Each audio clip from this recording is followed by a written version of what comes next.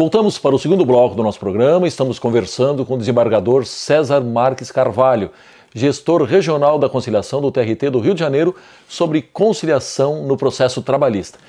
Muito bem, desembargador, há juízes que defendem a autonomia das partes na hora de se encaminhar a um acordo. Se as partes concordam, o acordo naturalmente seria homologado.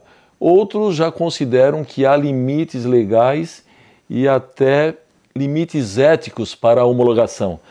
Qual é que deve ser, na sua opinião, a postura correta do magistrado? A postura correta do magistrado exige dele, na verdade, não apenas a formação, mas, sobretudo, um bom senso do que deve ser melhor para ambas as partes. O trabalhador, muitas vezes, pressionado, ele se vê forçado a aceitar determinados acordos e o juiz ele pode perceber isso durante a negociação. Então, o mais importante não é deixar a critério das partes que elas elaborem, resolvam e o juiz não tenha sequer contato com as partes, simplesmente levem o acordo para que o juiz homologue.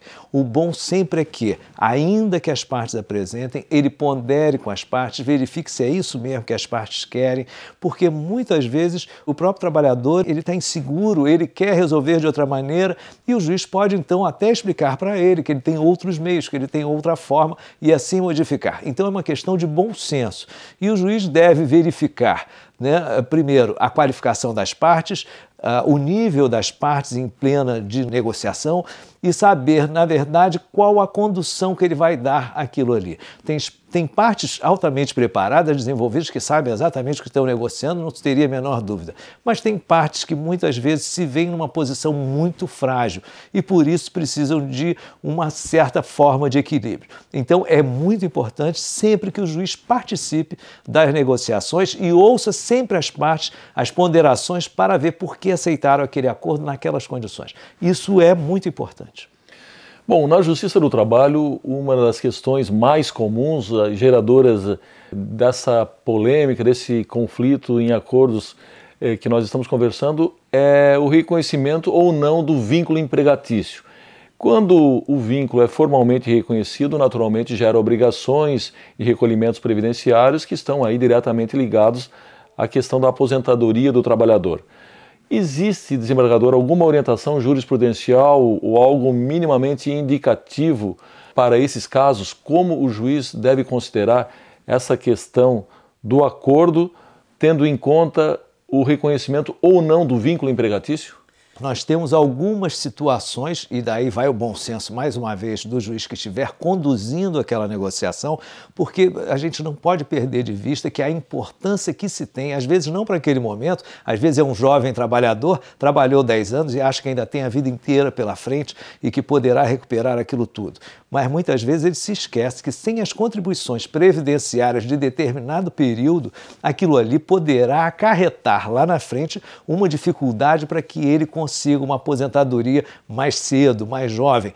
Enfim, então isso é uma coisa muito ponderável e de grande relevância. Muitas situações de trabalho não têm o vínculo reconhecido, mas já existem recolhimentos previdenciários por outros meios. O caso de trabalhadores autônomos, o caso de trabalhadores rurais, etc., que tem determinadas, de parceiros agrícolas, que têm determinadas discussões a respeito da existência ou não da relação de emprego, podem até negociar, fazer acordo por parcelas, não ter o reconhecimento do vínculo, mas isso não irá prejudicar a sua aposentadoria mais para frente. Mas em havendo a necessidade de um reconhecimento para evitar um prejuízo mais avançado, o juiz deve advertir, sabendo das consequências daquilo e o mais importante é que a gente consiga resolver sendo a melhor coisa para ambas as partes. E sempre olhando que o trabalhador ele é protegido por lei justamente porque ele fica numa posição muito mais frágil do que o dono do capital, o empregador de uma forma geral.